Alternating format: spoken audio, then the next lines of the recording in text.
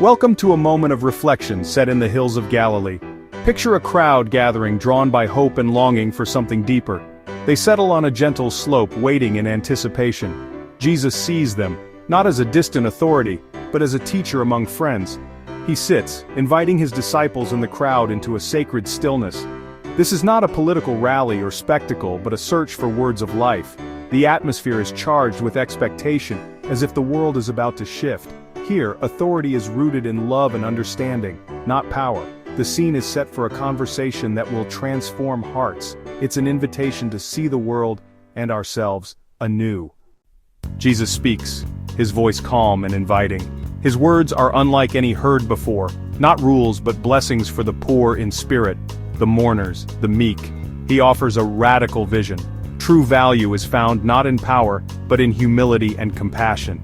This is the Sermon on the Mount, a manifesto for a new way of living, present here and now.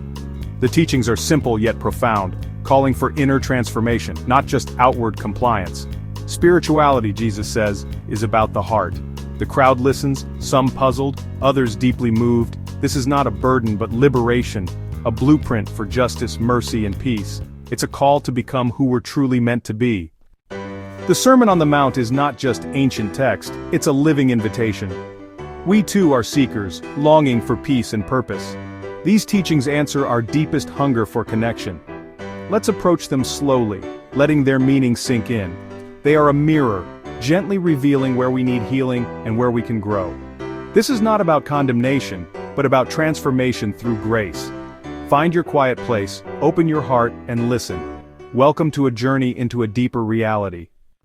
Jesus begins with blessings, not commands, the Beatitudes. He blesses the poor in spirit, those who mourn, the meek, those the world often overlooks. True happiness, he says, is found in spiritual openness, empathy, and gentle strength. This is the logic of an upside-down kingdom, where the last are first.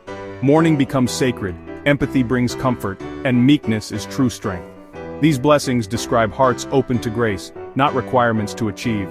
The world celebrates pride and power. Jesus honors humility and compassion. The Beatitudes are a welcome mat for all who feel unworthy. They invite us into a new kind of heroism, the humble seeker. Here everyone is welcome.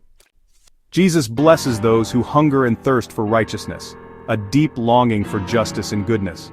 This hunger drives us to seek healing and fairness, both in ourselves and the world. It's not about duty, but a genuine desire for what is right. Jesus promises this longing will be satisfied. Next, he blesses the merciful. Those who forgive, show kindness, and refuse bitterness. Mercy is not weakness, but strength that transforms both giver and receiver. The grace we extend returns to us, deepening our own experience of compassion. Through mercy, our hearts are shaped into the likeness of the divine. The final Beatitudes go deeper. Blessed are the pure in heart, those with undivided intentions. Purity is not perfection, but inner integrity and transparency. Such hearts see God everywhere in creation and others in quiet moments. Jesus then blesses the peacemakers, those who actively bring reconciliation. Peacemaking is courageous, requiring us to build bridges and heal divisions. These are the true children of God, reflecting the divine work of restoration. Our calling is not to escape conflict but to bring peace, shalom, to a broken world. This is the family business of heaven. After revealing the heart of the blessed, Jesus shifts his focus. He moves from describing the inner character of his followers to defining their purpose in the world. He uses two simple, powerful metaphors that, honestly, everyone in the crowd would have understood. The first is salt. He looks at these humble, open-hearted people and says, "You are the salt of the earth." Think about salt in the ancient world. It was incredibly valuable. It was used not just for flavor, but as a primary preservative, preventing decay and corruption. It was also used to purify and was a key element in sacred offerings, signifying a covenant. This is a profound statement of identity and function. To be salt means to bring a unique, divine flavor to the world around you. It's to live in such a way that you counteract the moral and spiritual decay that can so easily set in. It's to be a force for preservation, for purity, and for goodness. Salt does its work quietly, almost invisibly. It dissolves and permeates, changing the character of everything it touches. This isn't a call to be loud or aggressive, but to be an influential presence that brings out the best in the world and prevents the worst. It's a call to be a living, walking covenant of God's goodness. But Jesus immediately follows this declaration with a warning. But if the salt loses its saltiness, how can it be made salty again? This is a crucial question for us to reflect upon. Salt that has lost its flavor is useless. It's no different from common dust. It's good for nothing but to be thrown out and trampled underfoot. This is a sobering thought. It suggests that our effectiveness, our very purpose, depends on maintaining our distinct, God-given character. If we simply blend in with the world, adopting its values and its ways, we lose our spiritual potency. We cease to be a force for preservation and change. This calls for a constant inner vigilance. It asks us to examine our lives. Have we become bland? Have we allowed the pressures of the world to dilute our unique spiritual flavor? Are we actively working to preserve what is good and pure in our communities, or have we become complacent? Jesus' metaphor challenges us to live with intention, to cultivate our connection to the divine source that makes us salty. It's a call to remain distinct, not for the sake of being different, but for the sake of being effective in our God-given mission to bring healing and flavor to a world that, honestly, desperately needs it. Jesus uses light as a powerful metaphor. He says, "You are the light of the world." Light is meant to be seen, inherently public, dispelling darkness and guiding others. To be the light means our lives illuminate God's truth, goodness, and love. We shouldn't hide our faith. Instead, like a lamp on a stand, we should be a beacon for others. Our kindness, justice, and forgiveness shine out, guiding others from darkness. Jesus expands the image. A city on a hill cannot be hidden. It signals safety and refuge. We are called to be a visible, collective witness, a community of light. Let your light shine, that they may see your good deeds and glorify your Father in heaven. Pointing others to the source of light, our lives testify to God's goodness. We are simply the lamps, but God is the flame. Jesus addresses a potential misunderstanding that his teachings reject sacred traditions. Do not think that I have come to abolish the law or the prophets. I have not come to abolish them but to fulfill them. He's revealing its deepest meaning, not lowering the standard, but deepening it. He's moving the focus to a radical inner transformation. Jesus calls for an integrity that goes all the way down to our thoughts and motives. Unless your righteousness surpasses that of the Pharisees, you will certainly not enter the kingdom of heaven. He was calling for a different kind of righteousness altogether, one that flows from a changed heart, from the inside out. It is about allowing God to transform your heart so that righteous actions become the natural fruit of who you are. Jesus illustrates deeper righteousness. He takes the commandment, "You shall not murder," but Jesus drills down into the hidden world of the heart. Anyone angry with a brother or sister will be subject to judgment. He equates the seed of anger with the destructive fruit of murder. Violence begins as a small toxic seed within. The heart is the true source of our actions. Jesus mentions calling someone raka, an Aramaic term of utter disdain. It is about exposing the murderous intent. We are committing a kind of spiritual assassination in our own hearts. It is about uprooting the very source of harm within ourselves. Jesus then gives a powerful practical example of this principle in action. He paints a vivid picture.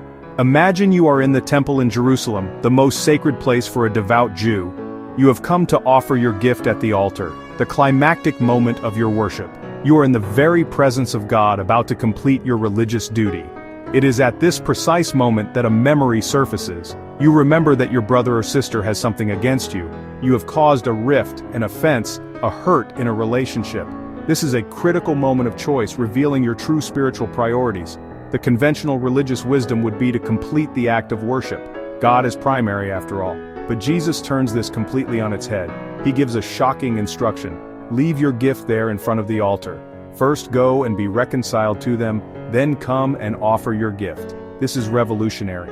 It places the healing of a human relationship on par with, and even as a prerequisite for, authentic worship of God. Your relationship with your neighbor is not separate from your relationship with God. It is intrinsically connected to it. You cannot be right with God if you are wrong with your brother. This teaching demolishes any separation between the sacred and the secular, between our spiritual life and our daily interactions. For Jesus, how we treat other people is the ultimate test of our love for God. Our offerings, our prayers, our songs of praise are empty and meaningless if our hearts are filled with unresolved conflict and our relationships are broken. God is not interested in our religious performances if they are not backed up by a life of love and reconciliation.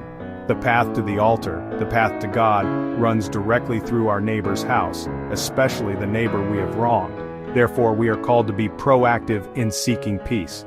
Notice that Jesus says to go if you remember that your brother has something against you. It doesn't matter if you think their grievance is justified or not. The responsibility is on you to initiate the healing. This requires immense humility. It means prioritizing the relationship over being right. It means being willing to listen, to apologize, and to make amends. This is the difficult, beautiful work of living out the deeper righteousness. It is building a bridge back to our brother so that we can walk together, reconciled, into the presence of God. Jesus stretches the boundaries of love, pushing beyond comfort zones. He challenges the traditional eye for an eye with a different path. Do not resist an evil person. Resist evil with a surprising weapon: radical, nonviolent love. If someone slaps you, turn the other cheek. This isn't weakness, but a powerful statement, robbing the aggressor's power. It's a radical act of generosity, spiritual resistance, breaking cycles of violence with love. Love your enemies and pray for those who persecute you. Extend compassion to those who wish us harm. Mirror the love of God, who blesses both evil and good. It's the ultimate expression of a heart transformed by divine love. Jesus turns inward to the private disciplines of giving, praying, and fasting. Be careful not to practice your righteousness in front of others to be seen by them. Our good deeds should shine, but our spiritual practices should be private. When you pray, go into your room, close the door, and pray to your Father, who is unseen, a place free from distraction and the need to perform, where we can be completely honest and vulnerable before God. Jesus teaches that our Father, who sees what is done in secret, will reward us with intimacy, peace, and guidance. He is a loving Father who already knows what we need before we even ask. We can simply rest in the presence of a God who knows us, loves us, and understands the deepest cries of our hearts. This is the essence of true heartfelt prayer. Jesus continues this theme of inner reality versus outward show. He moves from prayer to our relationship with material possessions. He gives a clear and profound command: do not store up for yourselves treasures on earth. Earthly treasures, he explains, are fundamentally insecure. Moths and vermin can destroy them, rust can corrupt them, thieves can break in and steal them. Everything we accumulate in this world is temporary. Our houses, our cars, our bank accounts, our achievements, they're all subject to decay and loss. To build our life's security on these things is to build on shifting sand. It is a source of constant anxiety. Instead, Jesus offers a wiser investment strategy. But store up for yourselves treasures in heaven. This is where true security lies. Heavenly treasures are not subject to decay or theft. They are eternal. But what are these treasures? They are the qualities of a transformed heart. They are the acts of love, mercy, and justice we perform. They are the relationships we heal. They are the peace we make. They are the purity of heart we cultivate. Every time we choose love over fear, generosity over greed, forgiveness over resentment, we are making a deposit in our heavenly account. We are investing in something of eternal value. Then Jesus reveals a fundamental law of the human spirit. For where your treasure is, there your heart will be also. This is a simple but powerful diagnostic tool for our lives. Whatever we value most, whatever we pour our time, energy, and passion into, that is what will capture our heart. It will shape our thoughts, our desires, and our entire orientation to life. If our treasure is our career, our heart will be at the office. If our treasure is our reputation, our heart will be consumed with what others think. If our treasure is God's kingdom, our heart will be aligned with divine purposes. This teaching invites us to a deep self-examination. Where is our treasure really? Our bank statements might show one thing, but our daily calendars and our private thoughts reveal the true answer. Jesus is calling us to a radical realignment of our values. He asks us to consciously and deliberately choose to treasure what is eternal. By doing so, we anchor our hearts in a place of perfect safety and unshakable peace. We begin to desire what God desires, and our lives become a joyful pursuit of a treasure that can never be taken away from us. It is the secret to a truly rich life. Flowing from the teaching on treasure, Jesus addresses worry. He says, do not worry about your life. Worry stems from attachment to earthly things. Look at the birds. Your heavenly Father feeds them. Are you not much more valuable than they? See how the flowers grow. Not even Solomon was as beautiful. If God clothes the grass, will he not much more clothe us? Release anxious striving and trust in God's provision. Seek first his kingdom, and all these things will be given to you. When we prioritize God, anxieties fade. It is the path to true freedom. As we move into the final act, Jesus turns to how we see others. Do not judge or you too will be judged. This is a warning against harsh condemnation. The standard we apply to others will be applied to us. Why do you look at the splinter in your brother's eye and pay no attention to the plank in your own? We're experts at diagnosing small faults in others, yet unaware of the glaring flaws that obstruct our own vision. It's a comical image, but one that strikes uncomfortably close to home. First, we must engage in self-examination. Only then can we offer true help with clarity, humility, and compassion. After warning against judgment, Jesus provides a positive principle, the golden rule. Do to others what you would have them do to you, for this sums up the law and the prophets. It's the practical application of loving our neighbor, distilling a righteous life into one actionable command. Before acting, imagine yourself on the receiving end. Consider the humanity of the other person. We are called to proactively seek their good, initiating acts of love and service. Be a source of blessing, treating others with the honor we long to receive. Jesus states this rule sums up the law and the prophets. All commandments about justice, mercy, and love are contained within. It is the simple, challenging summary of a life pleasing to God. Jesus presents his listeners with a clear choice: 2 gates and 2 roads. Enter through the narrow gate. Wide is the gate that leads to destruction, and many enter through it. Small is the gate that leads to life, and only a few find it. The narrow gate requires a conscious choice, demanding focus and intention. The choice between these 2 ways is the ultimate decision, one we face daily. Watch out for false prophets. They come in sheep's clothing, but are ferocious wolves. By their fruit you will recognize them. Our actions reveal which road we are truly on. As we reach the end of this journey, we arrive at its final image. Jesus concludes with a parable about 2 builders. One is wise, the other foolish. The difference lies in the foundation. The wise builder lays his foundation on solid rock. The foolish builder builds on sand. The house represents our life, the building our choices. The wise builder puts Jesus' words into practice. The foolish builder fails to act. Then the storm comes, representing life's challenges. The house on the sand collapses. The house on the rock stands firm. On what are you building your life? Build on the solid rock, the only foundation that endures.